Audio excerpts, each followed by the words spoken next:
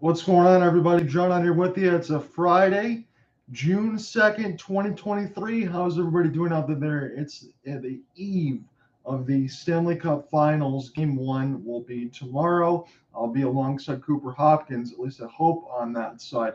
So, what is the purpose of today? It's to give you a complete breakdown of everything that's going on between the matchup of the Vegas Golden Knights and the Florida Panthers. I'll give you some stats. I'll give you some other things that are my musings. I'll give you the schedule, let you know what we're covering and all that side of it, and get into all of it. So let's start. With the Vegas Golden Knights, they won the Pacific and the Western Conference 51, 22, and 9 with 111 points. 12 and 5 is their playoff record. Florida Panthers, they were the wild card in the Atlantic. They were the last team to get in. If they were in the West, they never would have got in on that side. You've heard that before. 42, 32, and 8 with 92 points. They were plus 17, 12 and 4 on that side in the playoffs. So it's going to be Bruce Cassidy versus Paul Maurice, a return to form versus the new look Panthers by committee versus looking to establish previous President's Trophy. They had over 100 points. And yeah, the looking to establish, they're already doing that right now. But let's get into this here of how they got here. Let's start with the Florida Panthers. So the Florida Panthers, they upset the greatest regular season team of all time in the Boston Bruins. They did so in 7 games, 4-3 in the series. They came back down from 3-1 in the series and beat the best regular season team of all time. In the second round, Florida Panthers defeated the Toronto Maple Leafs in 5. It was a 4-1 series. The Leafs had hope since winning the series for the first time since 2004. And they had to feel pretty good because they took out the Tampa Bay Lightning and to do so. Look, I understand there were some implosions there, but you have to give Toronto credit. They got past Tampa. That seemed to be the nemesis. You thought things were going to work out? No, they didn't. 4 of the 5 games were one-goal contests, but the Panthers got some excellent goaltending from Bobrovsky, and it seemed like they always had an answer and never wavered alongside that. In the third round, if you love one-goal games, all of them were one-goal games, but it was only a 4-game series. Florida defeated Carolina in a sweep. It was one of the most brutal ways to go. If you're a Carolina Hurricanes fan, they were all decided by one goal. Tkachuk had 3 game-winning goals in 4 games, and through the first 3 games in the series, headlining goaltending. Bobrovsky, one more time, stopped a total of 132 of 135 opportunities for a .977 save percentage. All the wins, it was 3-2, 2-1, 1-0, and 4-3 on that side. Carolina played well, but they just couldn't score on that end, and that ended up being the situation. So Florida, as it stands, is 12-4 in this postseason, but they're 11-1 when being outshot. They're a team that thrives on the counterattack, but most importantly, they can adapt in any situation that you put them in. 3 of their losses out of the 4 have come at FLA Live Arena. In those losses, 2 of them were against the Bruins, 4-2 and 6-2, and a 2-1 loss to the Toronto Maple Leafs. For the Vegas Golden Knights, a lot of this stuff sounds the same because, again, both these teams are in the Stanley Cup Finals. Vegas Golden Knights defeated the Winnipeg Jets in 5. The Golden Knights smashed an injured Jets team, who, again, Alec Nava is in here listening in. We both picked the Jets on that first side, but they won in 5 games. The Jets never really got going because they were completely depleted. And I know there was some situations with Rick Bowness that was questioning the effort of his team, and I can understand that at the end. There might be some situations with Blake Wheeler and all of that as it stands going forward, but still, Jets never had a chance, even despite dropping a Game 3 double overtime win. The Vegas Golden Knights picked that one up. In the second round, this is where some of these situations differ. I'm on one of these ones that I'll die on the hill, but I don't believe in the Edmonton Oilers and the way that they do things. They score a lot of goals, 80, 90s hockey, but it doesn't work. And they lost again. The Vegas Golden Knights defeated the Edmonton Oilers in 6, 4-2. Jonathan Marchessault came alive late. Jack Eichel, Mark Stone. They started to roll, and Aiden Hill was a beast in net, replacing the injured Lombo Swap. Vegas had only 1 game with 1 goal in this series. So you're talking about adaptability for a team that you would expect to be submerged on that end by Edmonton in their power play, although they did mess up their penalty kill percentage because that's to be expected. But the adaptability for Vegas was damn impressive. Vegas is deep and they're very talented. And just because I personally didn't believe in Edmonton, I couldn't fault Vegas for looking good. I wanted to make sure that I threw that in there. So in the third round, it was a lot of the stuff that we covered on this side. The Vegas Golden Knights defeated the Dallas Stars in 6, 4-2. In the first game, Vegas scored very greasy goals. William Karlsson had a couple, but I thought it was one of the situations where Dallas could have bounced back because there's a lot of the ones that went in off the back of Jake Ottinger. There was some kind of goals like that working their way to the net that you think Dallas could stop. They didn't do it. Peter DeBoer didn't make adjustments. In game 2 of the 3-2 overtime win, Dallas had the lead. They tried to play a lead protect on that side. Ryan Suter got his pocket picked, and he didn't look very good in the series at all. He had it stolen by Eichel behind the net. It set up Marchessault for an unbelievable goal as the third period was set to expire. And in overtime, Pavelski cleared the puck right to Chandler Stevenson, who scored. In game 3, that's when everything got ugly at American Airlines Center. Vegas won 4-0. Beer cans, everything else littered the ice. Fans were pissed. It got bad on that end. But Dallas took a couple games without the captaincy, Jimmy Benn. They found some offense. You had the Ty Dellandrea experience. You felt pretty good about some of that. But then you go back into and you say, John, and on this side, how can you not reinsert Jamie Benn on that side? He's the captaincy. Well, I have to believe at least a little bit, even if Dallas wasn't going to win the series. You don't mess with what's working. They put him back in there. They got demolished again in game 6.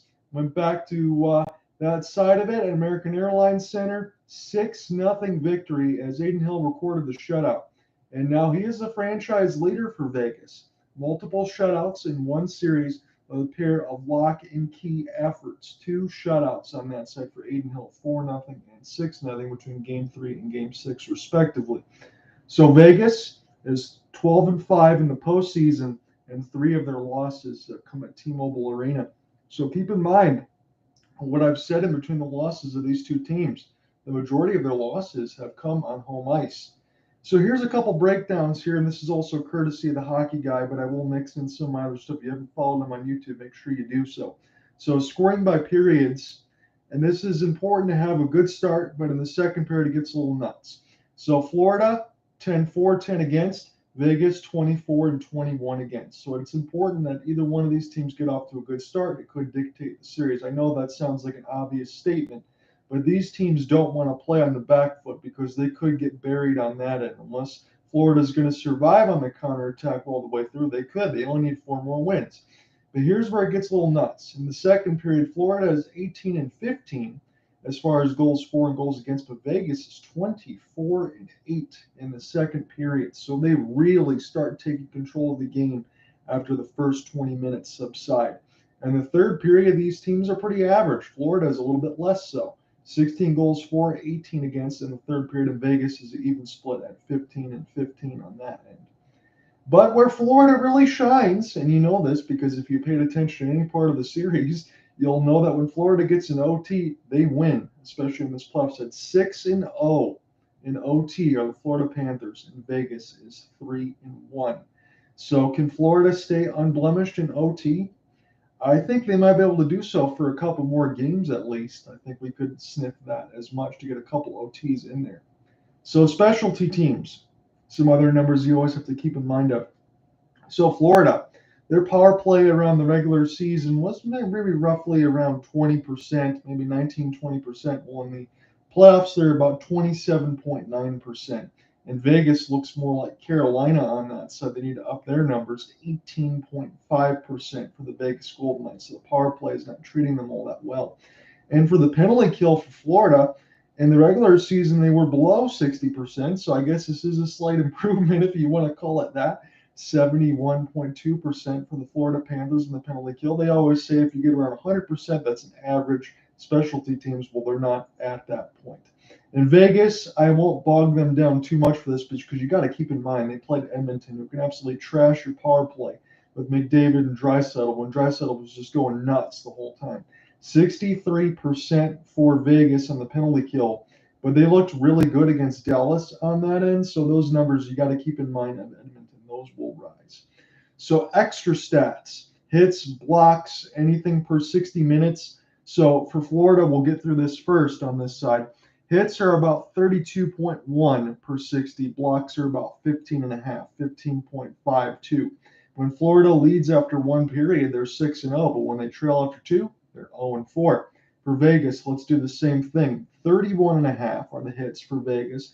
Blocks are about 18.7. When they lead after one period, they're also 6-0. But when they trail after two, they are 1-3. So at least Vegas does have a comeback win. Vegas was known to have comeback wins. Again, this stat is only updated from February 23rd of the regular season. There could be a couple more on this side. But this was a game that Cooper and I covered against the Calgary Flames on February 23rd. It was when they're playing really well on that side of T-Mobile Arena was the Flames, but they coughed up a 3-1 lead and lost in overtime. But Vegas, they had the comeback regular season victories in luck. They had 9 as of February 23rd. There could be a couple more, a couple less on that side. So I'm not going to do all of these as far as the regular season, but I will give you at least like 3 standouts, but I will give you all the playoff stats. So for the regular season standouts, and I'll just do this in disparity because you can kind of tell the difference in between what Florida is offering and Vegas is offering. So for Matthew Tkachuk, he played 79 games, 40 goals, 69 assists, 109 points, plus 29, 123 penalty minutes. Alexander Barkov, 68 games, 23 goals, 55 assists, 78 points, and plus 10. Carter Verhaeghe, 81 games played, 42 goals, 31 assists, 73 points, and a plus 10 on that side. And I'll just give you a few for Vegas as well. So keep in mind the 109 for Tkachuk. Jack Eichel, very good season on that side. Again, coming back from injury, 67 games played, 27 goals, 39 assists, 66 points, and plus 26. Chandler Stevenson, 81 games played, 16 goals, 49 assists, 65 points, and plus 12. And we'll throw in Marchessault. 76 games played, 28 goals, 29 assists, 57 points. So 66 points for Eichel, 109 points for Matthew Tkachuk. Again, the way Eichel's been playing, I would throw him into superstar status, especially getting into this postseason. But Tkachuk, his numbers have been far and away spectacular. So that kind of shows you at least a little bit on that side that Vegas is more of a team that can roll out all 4 lines more so than Florida. They've been doing so of late, with the exception of if you want to throw out the Colin White and the Stahl line on that side for the 4th line. They're not going to do a ton as comparison to what Vegas can do, because even if they mix in, let's say, Howden or Amadio, some of the other players like that, they can score some goals.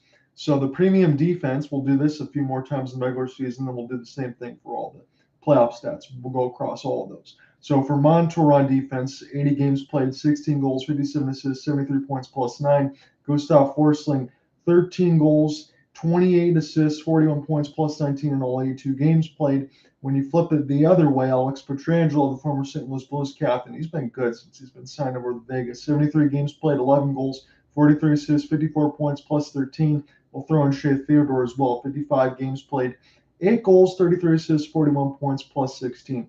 So the one thing you have to keep in mind of, and this is going to also translate into the playoffs, and we're going to talk about the Stanley Cup Finals and cover Game 1 on that side, is Brandon Montour, when you think about the quadruple overtime game, he played a full 60 minutes. That's a full period. That's a full game as far as 1, 2, 3 on that side. And he played that at defense. I know you only get your 6 defensemen on that side, but he can skate like the wind. Apparently his conditioning's gotten a lot better. He's lost a lot of weight. He's kind of had some of the other uplifts, like Aaron Ekblad's having a better year. Not as far as his regular season numbers, because again, he had 38 points. He had 57 points last year, but his playoff numbers have gotten a lot better. And when you think about losing Mackenzie Weegar on defense, when you go ahead and you say, hey, can Forsling do it? Can Montour do it? Can we promote these guys to top lines? Yeah, they can. It worked out really well. And I know there's a few goaltending situations, but we'll just give you the straight, easy ones here. So for Sergei Bobrovsky, 50 games played, 24, 20, and 3 with 307 goals against, 901 save percentage, and 1 shutout. I threw this in last year because he was a 216 and 915. So those numbers had gotten a lot better in the playoffs, but he was kind of substandard in the regular season, especially for making $10 million or more per season. And Alex Lyon really saved the bacon of the Florida Panthers, especially down a couple of months, you would imagine, where they had to play winning hockey just to get in. 15 games played, 9-4-2, 289, 912 on that side. Logan Thompson, who we won't see, he was one of the top getters. He won the All-Star vote on that side for Vegas. 37 games played, 21, 13, and 3 with a 265, 915 save percentage, and 2 shutouts. But you throw in Laurent Brossoit, they got a lot of time. 11 games played in the regular season, 703, 217, 927. That's really good, but he's hurt. And Aiden Hill on that end, who has been starting all these games of late, 27 games played, 16, 7-1, 249, 914, who's had better numbers than Bobrovsky in the regular season. But let's break down all these playoff stats. So we're going to start with the Florida Panthers. This is all in 16 games played, and I'll designate if it's not. So Matthew Tkachuk, you won't see this as far as listening to, but when I post all these notes, some of these things will be in bold, some of them will not. But had to bold Matthew Tkachuk's name. Why is that? Because in 16 games played, 9 goals, 12 assists, 21 points, plus 10. He's got 24 penalty minutes. He's got 3 game-winning goals, as we said in the last series, but 4 in total. Carter Verhaeghe, 6 goals, 9 assists, 15 points, plus 11, 3 game-winning goals for Verhaeghe. Alexander Barkov, 4 goals, 10 assists, 14 points, plus 7. His fake between the legs and finishing off the backhand against Antti Raanta was probably one of the prettiest goals that we've seen in the postseason. And when you talk about some of the other situations with Jonathan Huberdeau, now he's on the Calgary Flames, but you bring in Tkachuk, you still pair him with Barkov. I know Huberdeau had more points than Barkov last year, but Barkov kind of seems like one of those pieces now, at least for me, when I look at it and watch more of these games, that he could be the glue that makes everybody else better on that. I know that Matthew Tkachuk is an absolute superstar, and I won't deny that. But I think Barkov elevates his teammates. But what say you? Sam Bennett, in 15 games played, 4 goals, 7 assists, 11 points, plus 7, 48 penalty minutes. Also another former Calgary Flame, so I know Cooper Hopkins will talk about that. Sam Bennett absolutely looks like a wrecking ball on that end, but he can also score you goals, and he can play a rough, rugged, sandpaper type of game and do a little bit of everything. That second line is good. Sam Reinhart, 7 goals, 4 assists, 11 points. Anthony Duclair in 15 games, 3, 6, 9 for a -2. Anton Lundell, 1, 6, and 7 for a +3. Nick Cousins, 2, 4, a total of 6 points. Eetu Luostarinen, 2 goals, 3 assists for 5 points on that end. So I kind of give you the top 6, and we'll give you the top 6 for the Vegas Golden Knights. I wanted to put Jack Eichel in bold as well. 6 goals, 12 assists, 18 points, and a +10. And for Vegas, these are all 17 games played, unless noted. So 18 points and +10. So here's the deal. Eichel still leads the team in points, despite not having a goal in the last series against the Dallas Stars. I felt like he played like an MVP. And for Eichel on this end, at least for me, when I'm looking at it, obviously with the neck fusion surgery, everything else, Buffalo didn't allow him to have all that stuff. They go over to Vegas. Look, I understand that maybe Peyton Krebs and Alex Tuch especially, it sounds like a lot to give up for a guy that was injured, didn't play a lot of defense, all of that, and figuring out what he's going to be. Because he had some really good point seasons to Eichel in Buffalo.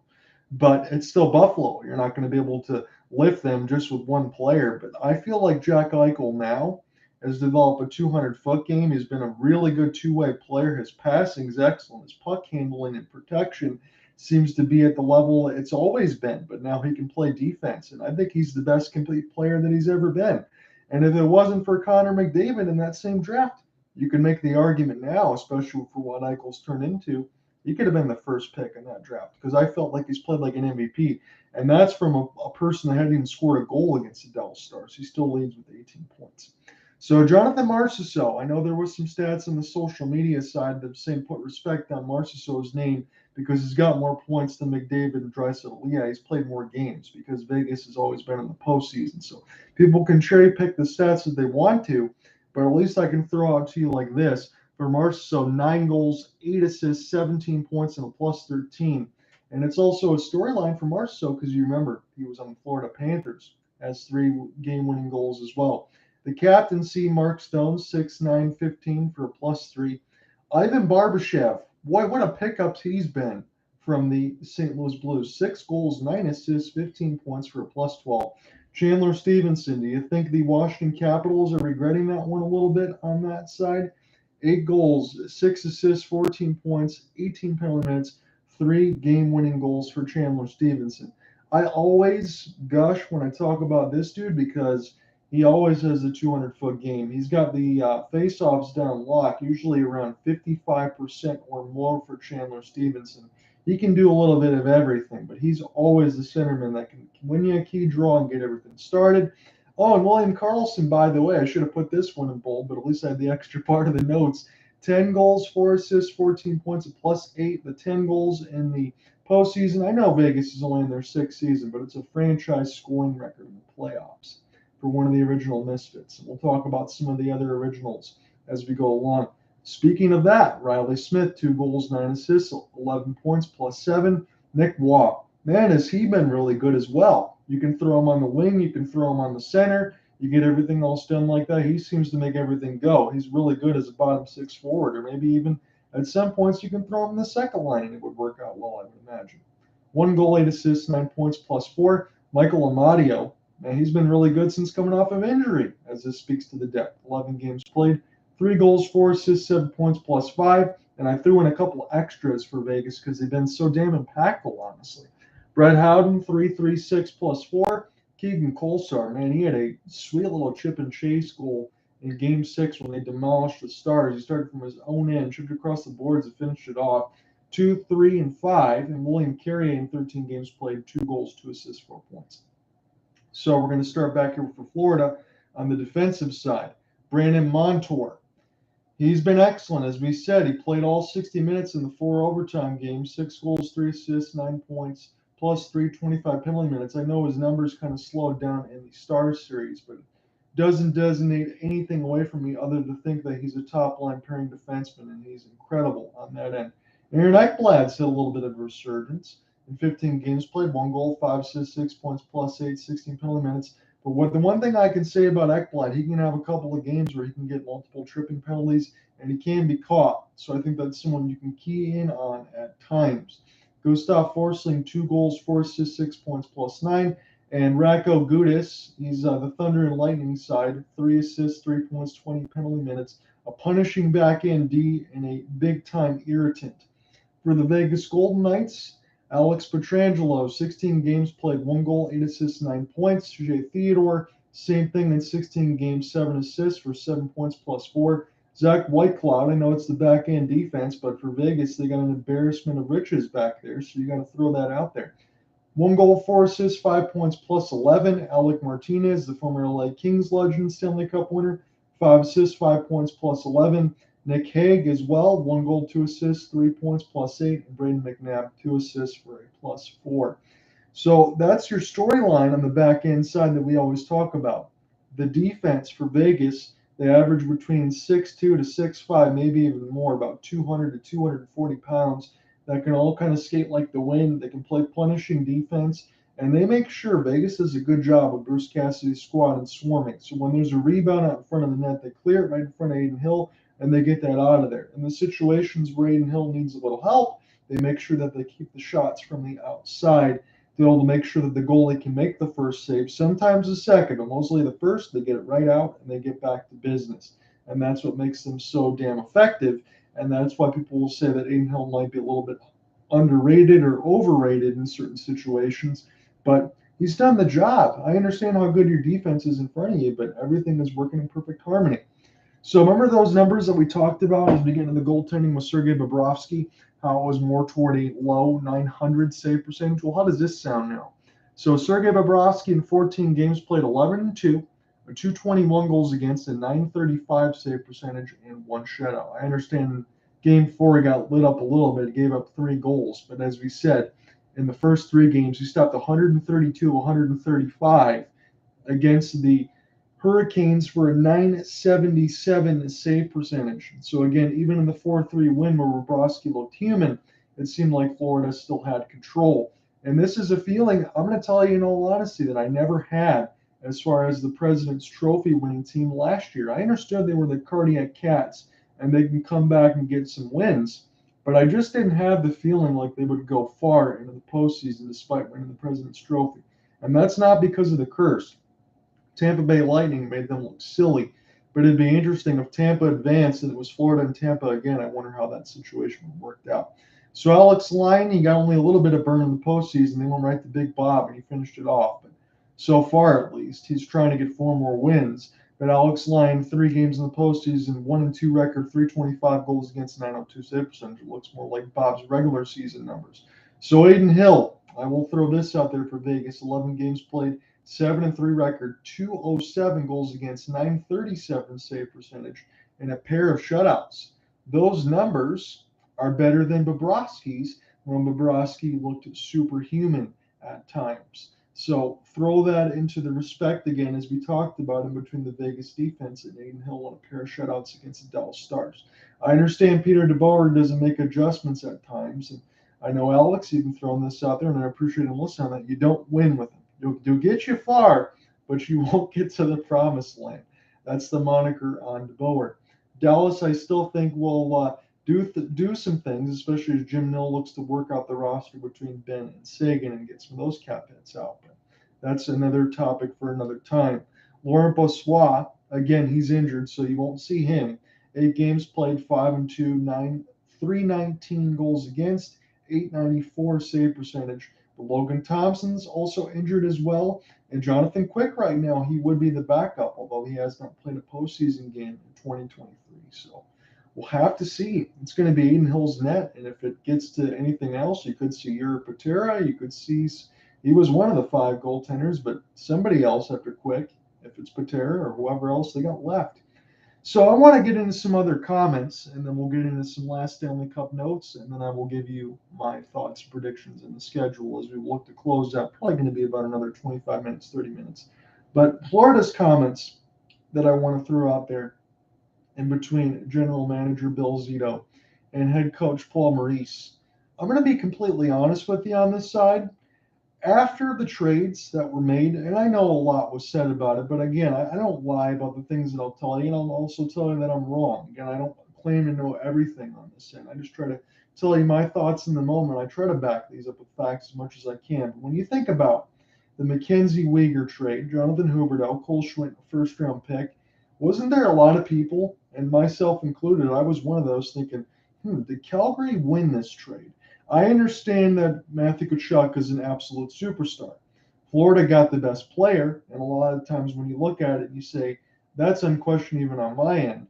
Yeah, they got the best player, the youngest player, and everything worked out. But as far as giving up everything, I think it made sense with both sides. But we found out with the Calgary end with Brad Treliving and Daryl Sutter on that end, things were a little bit heated on that end. I would say both were not allowed to do their job, and Daryl Sutter kind of got in the way of some things. So that made some problems, and probably a reason why Calgary struggled a little bit. But when you think about it, that was a hellacious move to pull off. They had to do it, did Florida, because when you have those cap hits, especially with Huberdeau, you got to make moves and you got to get things to happen if you want to get back to where you were. They won the President's Trophy. They got embarrassed by Tampa, but it wasn't really one of the situations that we expected, right? That wasn't going to happen. You knew Tampa was probably going to beat them up. Big Brother was going to take care of business, and they did. I don't feel bad against what Florida did, but I didn't expect them to be as bad as they were at the start of the year. Kind of wondering a few weeks left, are they even going to get in and then play about 2.5 months of lockdown hockey just to make it? Again, if they were in the West, they wouldn't have got in. But that took a big brass set for Zito and Paul Maurice to be able to work on that move and get Tkachuk, and it's worked out. And for Paul Maurice, I always thought he was a decent coach in Winnipeg, but was he able to get the job done and do it all? Well, right now he's on the precipice and he's on the doorstep, and I think that his team and Tkachuk and everyone else in Barkov, they've embodied what Maurice has been trying to sell. I'm not going to say heat culture, but we are in Florida, are we not? In the sense of it, they're going to work you hard in practice, and they're going to make sure that you do the things the right way. And if you don't do it, you're going to get chewed out. I remember even Keith Tkachuk on that side. You remember him from the St. Louis Blues legend. When you're talking about Matthew, you said the Florida Panthers were soft. They were called out. Well, you're not really hearing any of that stuff anymore. So I really got to give my props to Zito and Paul Maurice. I understand Boston probably should have taken care of business, but that's not Florida's fault. They rose above it, and they got everything done. And they were knocked down on the map, but they got back up with that standing 8 count. They finished off the Bruins, and they've had one of the best runs that we could ever talk about in the NHL. Maybe one of the most all-time runs, at least to me in my lifetime, I would say so. And for Vegas, this is coming from someone, again, from the Michigan side, but I'll tell you this honestly, when Vegas, and I've told the story before, and I'll keep it brief, when I worked at the Oakland Press covering high school sports in Pontiac, and they moved to Troy now, but on this side, when I got a chance to watch some of that stuff, because there was a TV set during the sports section on the high school side, and we got to watch the draft as far as Vegas and the expansion draft. And I said, and everybody laughed at me, I didn't say they were going to win the cup final. I'm not going to go that far. But I said, holy cow, I think Vegas is going to be a playoff team. When you get a chance to get the flower, when you get some of these other pieces, this team's pretty damn good. And I think they could at least make the playoffs. That was as far as I took it. But Vegas won't let you finish that bet. They'd have to win it all to be able to cash in. But I was right about that in their first year. And they felt pretty good. But the darling that lost in 2018, the Washington Capitals and Alex Ovechkin, kind of turned on the hated for me on this side, because I just hated the way that they continue to throw assets in and go to those all-in pushes. Hell, if they would have promoted the same approach that Ron Francis did in Seattle on that end, maybe Vegas. I know that they're here in the Stanley Cup final. That's what they want. All they got to do is finish it off. But I kind of wonder if this is Vegas's last really great opportunity to get all the way to the mountaintop and finish it off. They traded so many assets just to get back to here. But at least in this year, for Kelly McCrimmon, Bill Foley still partly making some of those decisions, and now getting head coach Bruce Cassidy. What a stupid decision for the Boston Bruins to let go of Bruce Cassidy, huh? On that side, I mean, that was nuts. I couldn't believe that. Vegas was going to take him as soon as he was put up the pasture by Bosch. Either the next day he's going to get back up on his feet with the head coach of Vegas. They did exactly what they needed to do. But the one thing I can say about Vegas this year that's kind of turned some of my I would say hatred for the all-in pushes. When you think about some of the things like Teddy Bluger, and you think about Ivan Barbashev and some of the other small moves that they made, yeah, they were small moves, but what did it do for Vegas? It addressed some depth issues to make sure that they were a team that can roll out all four lines and do damage. That is a whole hell of a lot more important than going after a bunch of flashy names and then having things flame out. Look, I understand things happen with Max Pacioretty and players get hurt. But if you don't address your depth, if you go ahead and you go after home run swings and you miss constantly, again, you can talk about the Rangers with Vlad Tarasenko and Patty Kane. That didn't work out. And they kind of got embarrassed by the Devils when Alec and I covered. Again, he's in here on the Game 7 side. I just couldn't believe what happened. But that's what Vegas was doing. It was biting them pretty bad. And they gave up a lot of assets. But at least now they've come back and they've made the smarter moves to get back to this point. I feel like this could be their last great chance to be as good as they've been for a long time. Seattle's going to be the way that Vegas was, as long as they don't make any stupid decisions. But I think Vegas, they might have another year or two, but they're going to start to not be the cream of the crop in the West. It's just my opinion. So for Florida, in their last appearance, it was 1996. Again, on that end, I would have been, 9 years old on that end. So they got swept by the Colorado Avalanche. No shame in that loss because it was Joe Sakic, Peter Forsberg, Patrick Waugh, and more. That's when they made the trade for Waugh. They got all that stuff done. Again, if you ever followed the Unrivaled documentary that was on ESPN between the Red Wings and the Avalanche, I recommend that you do so. I did cover that at Hopeless Sports Guy and got all that in there. But no shame for the Florida Panthers to lose to that. They didn't have a chance. But they did have John Van Beesbrook in goal. I remember some of his photo shoots and stuff that they had on the beach as far as promoting the team, which was pretty funny back then. They had the old school Panthers logos. But for Vegas, their last appearance was in 2018 in a 5-game loss to the Washington Capitals. Alexander Ovechkin got his first cup. That might be his only one. But the Golden Misfits made their finals in the first season. So the original members of the 2018 squad that are still on the team: William Karlsson, Jonathan Marchessault, Shea Theodore, Braden McNabb, and William Carrier. Zach Whitecloud technically was, but he only played one regular season game with the 2017-18 squad. So have my opinions changed of either team? Yeah, I've kind of answered that question, but I wanted to make sure to throw that out there. I would say yes. My opinions have changed of both teams. I don't think I dislike Vegas as much because of some of the all-in pushes. They kind of righted the ship and made things the right way. And again, my opinions changed with the Florida Panthers. You think about the President's Trophy. Some people say curse. I don't believe in all that. But this was a team with Matthew Tkachuk. Had to make some changes, and they did it. They circumvented some of the things in the salary cap that they had to do.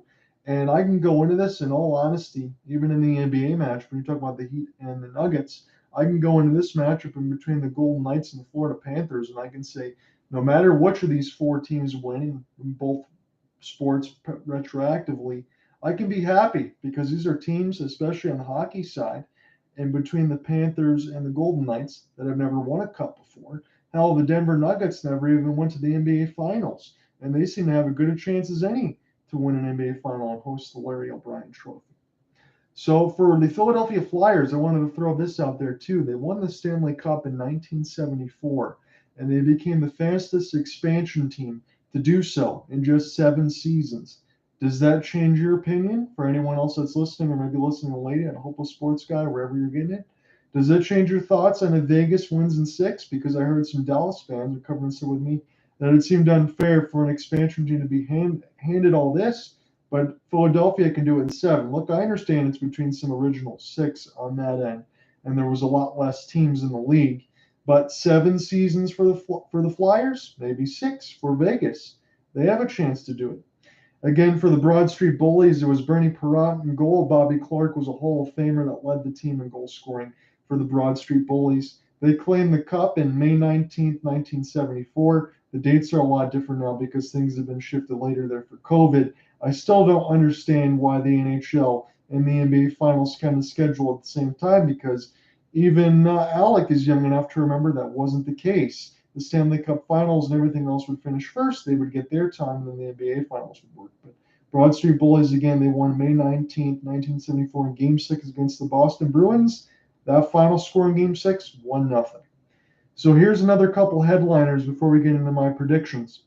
Both newcomers for new teams, Matthew Tkachuk and Jack Eichel, can win a Stanley Cup with their new team.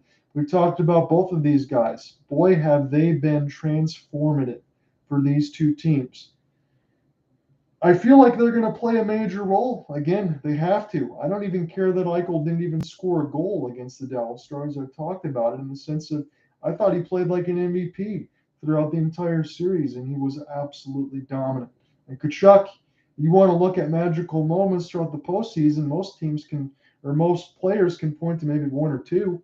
I think you might need to use both hands as far as Matthew Tkachuk and his magical moments, because he's been doing everything. So what's my prediction now? But first, give reasons for both. So I'm going to tell you first why both teams can win the Stanley Cup Finals. So let's start with the Florida Panthers. The reason why Florida can win the Stanley Cup Finals is this. Again, as we talked about it, in their 12 wins, 11 of them have come from them being outshot. They don't care how far they are. If they're down even a goal or 2, if they're within striking distance, they can come back in the third period. They can force turnovers. That's the main thing for Florida. They force you to make mistakes, even when it looks like they're not working all that hard. Even when it looks like it's just a dump and chase, again, not to the extent of what Carolina will do on every single possession across the red line or from blue to blue. But Florida will force you to make mistakes. They will throw heavy body hits on that end between Tkachuk and Bennett. They'll force you to turn the puck over right in the middle of the slot, pick off your passes. They'll play some good trap. They'll get everything else done. And they have a bunch of capable goal scorers. And if Sergei Bobrovsky continues to play the way that he did, especially against the Carolina side, but even toward the back end of the Toronto Maple Leafs side, they can absolutely dominate you on that. And Sergei Bobrovsky is playing the best goaltending of his life, despite having some of those pictures that you might see on the Sportsnet side where he looks like a skeleton and maybe loses about 20 pounds per game as far as sweating it all out with that equipment. If you ever asked me to be a goalie, if I didn't have cerebral palsy and all that, I would still tell you that you're crazy. I'd never want to do that. You have to be some kind of psycho. But on that end, for Sergei Bobrovsky, he seems to be one of the most calming influences in that. It seems like he's just doing a whole bunch of meditation. He's visualizing where the puck is going to be. He absolutely stops it. And he just keeps that calmness in that poise that I don't see a lot of goaltenders do. I know guys are really good at stopping the puck, but Bobrovsky just seems to be having a grand old time back there. He's appreciative of everything else. So that's absolutely reasons why the Panthers can get it done. And even for Paul Maurice, I will give him a checkmark box. It seems like he's got his team on the same page. And with Brandon Montour, Forsling, and even Racco Gudas, that can be some sandpaper. Look, Vegas isn't one of those teams that get all in their head and get distracted and try to take a whole bunch of penalties. But even Racco Gudis is a supreme irritant that can force you to do so. And why do I think Vegas could win this? Well, Vegas, again, as I talked about, I think this could be one of their last best chances as far as being at the top, having a completely stacked team that can roll all four lines. The depth, even for as good as Florida is playing, when you think about Amadio, when you think about Nick Waugh, when you think about Howden, some of the other back end names, these are guys that are not only getting you assists, but they're also getting you a ton of goals. Nicholas Waugh has been exceptional on that end in between face-offs and opposite parts of the wing. This team is very deep. And the team on the defensive side, in between McNabb, Martinez, Pietrangelo, Theodore, White Cloud, all the names you want to throw out there in between 6'2", 6'5", 200 to 230, that's a defense, again, that keeps you on the outside as far as your chances. They close down the middle. That's where Florida likes to work in behind the net and cause turnovers. Well, Vegas is going to make sure they protect that slot. And geez, that sounds like a great idea, doesn't it? That's where you need to protect. But Vegas does that better than any. They keep the shots on the outside and they can frustrate you. If you're not bombing shots in from the blue line, you're probably not scoring. Again, Montour's been able to do some of that. But if Vegas can stop Florida from getting in some of these danger areas, they can absolutely win the cup. And as far as me giving a check mark box to Paul Maurice, don't I have to give at least the A++ check mark box to Bruce Cassidy? I think I have to. He's the best coach in this series. And look, I don't blame him as far as some of the other comments that he made a few days ago. Again, this is several days ago now, because the Stanley Cup Finals were a little bit delayed from a Monday side now to Saturday, because it was a little bit of a series extension as long as the Stars got to Game 6, and they did when they lost. But it was the comments from Cassidy when he came out and said, we can't turn the puck over 26 times in a game against the Arizona Coyotes, let alone the Dallas Stars, and win that one. And again, he was forced to apologize for some of his comments. I didn't see the need to have to do so, because he's exactly right. You can't turn the puck over that many times and expect to win. If you have those situations where you do so against Florida, you're going to lose. But I think in that side of it, especially against the Stars, look, I know they shot themselves in the foot partially by bringing Jimmy Benn back. I know that's here and there for argument's sake. But it's one of those situations where I think Vegas took those quotes to heart. They realized and they locked back in. And then when they got back to American Airlines Center, they absolutely demolished the Stars. And they look like the team that knows exactly what's in front of them. They're hungry. They want to do this. Look, it's hard with the first time in 2018 with the Golden Misfits to probably get to that point and do what they need to do. But now in 2023, getting a second crack and going to the Stanley Cup Finals, don't you think that they're ready? Don't you think with guys like Stone and Pietrangelo, they have some of these other guys in the back end that knows what it takes to win? Marchessault has been exceptional. William Karlsson's still been carrying everything done. Riley Smith has been good. These guys are getting the second crack alongside everyone else that's already carried everything in. And I feel like Vegas can absolutely get the job done. But where does my prediction fall? I think this is a very tough one to call. And this is probably even more tough than Tampa and Colorado was last year. I'll give Cooper Hopkins full marks. He got it right last year. He said Colorado in 6. I went Tampa in 6 for all of the same reasons, but I flipped it because I thought the Bolts were going to go back to back to back, but that got taken up by the Abs. Here's a situation where I've picked against Vegas now 3 times. I didn't pick them against Edmonton, but I picked against them every other time. And normally I would tell you this. The favorite team should be Vegas on that side. And only because of the depth and everything else, they've won the West. They've done nothing but showed you that they were going to be a top team all year. And that's never changed. Bruce Cassidy and the team, everybody else has done everything well. When you're able to supplement 5 different goaltenders and still not have any kind of situations where the team flounders even remotely, doesn't that speak to a situation where Vegas should be the team that's favored? But I'm going to throw it out to you like this. Even though I should pick Vegas in 6, I'm going to kind of do the same thing I'm going to do last year. I'm going to give you all of those same reasons, and I'm going to say Florida in 6. Because I'm not going to throw out the words of Team of Destiny, but I'll tell you this, and it was kind of like how it was for Seattle when they beat the Colorado Avalanche. There was no bigger upset, at least to that point, that we could have expected, but the Florida Panthers knocked off the Boston Bruins. Boston Bruins should absolutely be at this point right now against the Vegas Golden Knights, but they're not because Florida knocked them off. Boston couldn't take care of business. They had several chances. Bobrovsky made several big-time saves. Even when it was 3-1, and all Brad Marchand had to do was finish off one goal. I mean, hell, we can get into a situation where if Pittsburgh won a game against the Blackhawks, Florida wouldn't even be here. But it just seems like Florida's taken their chances. They were knocked down on the mat. They got back up. They found a way to finish it off. When they took out Boston, they dominated Toronto, who had all sorts of hopes and dreams after winning a playoff series against the Bolts. The Canes, they really didn't do anything wrong. Again, Antti Ranta and Freddie Anderson give a combined what? A combined 5 goals against, and they lost. They just couldn't score. Canes pretty much outplayed them a lot of the games, but it didn't matter. They were outshot. They were outplayed in some of the situations, but Florida rose to the occasion. I think they're going to do it. I think they're going to win the Stanley Cup, and they're going to deny the Vegas Golden Knights in 6. It could very well flip the tables, and for every reason why I feel like Vegas should be given the advantage, and I gave you the reasons why.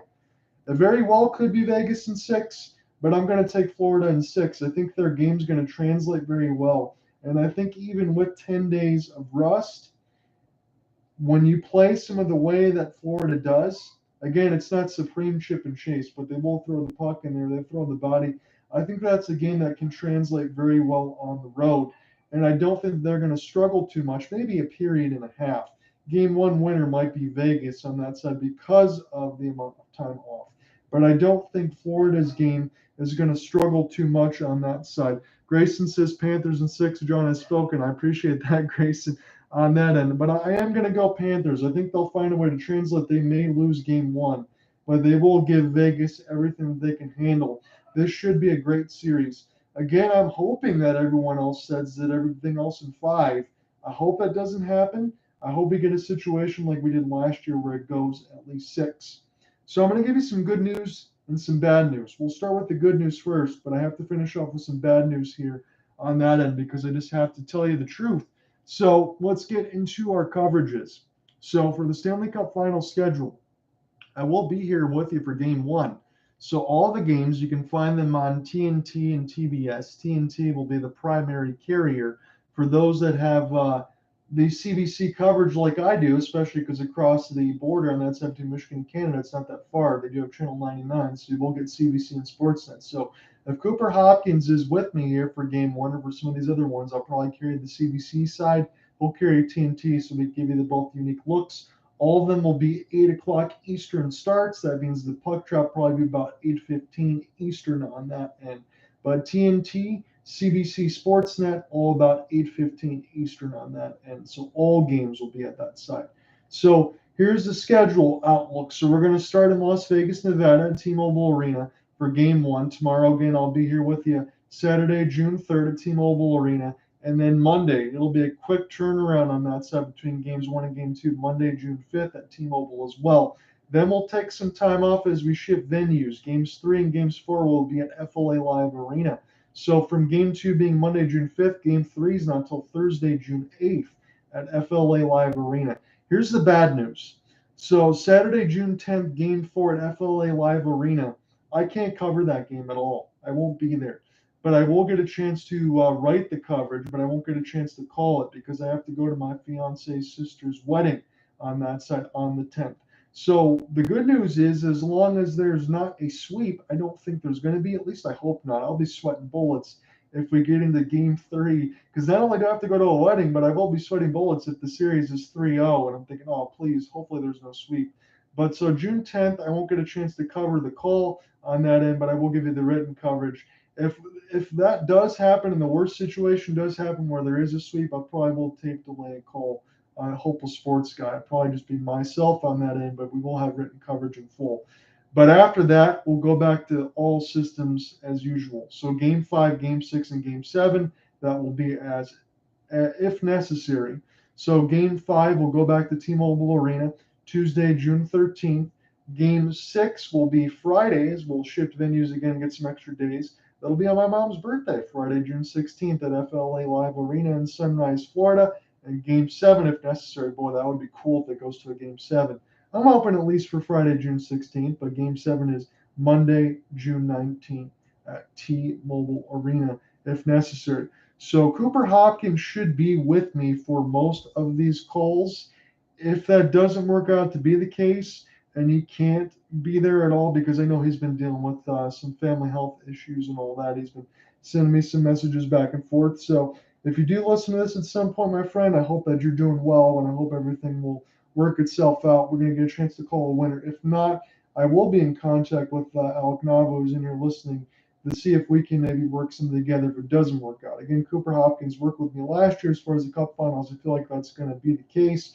But if not, we'll figure that out. And as far as we get into next season, I will be back in the chair here with Alec Nava, Cooper Hopkins, and anyone else that wants to join in. But usually Cooper and I will finish out the finals on that end, just from the preference and comfortability, because there's a lot of topics I also have to hit as far as, and again, Alec knows this, as far as Craig Conroy, Kyle Dubas, Brad Treliving, some of the other things, all those other comments, and some of the other coach hirings we will get to as far as the intermissions in our coverage and all of that.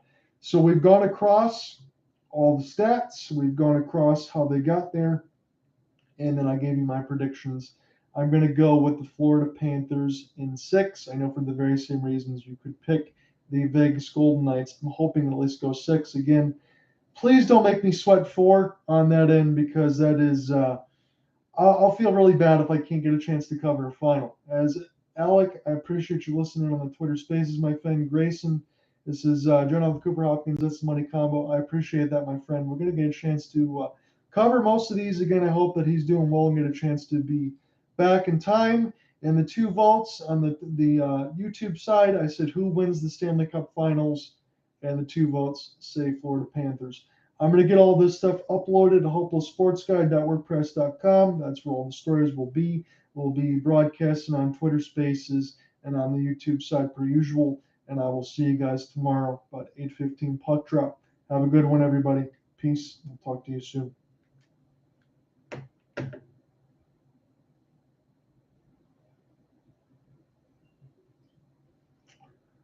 I will see you tomorrow, Grayson. If you are around, my friend, I will try to get a hold of Cooper and make sure. If not, it's going to be me, maybe even Alec Nava on that side, and we'll figure it out. See you guys then. Peace.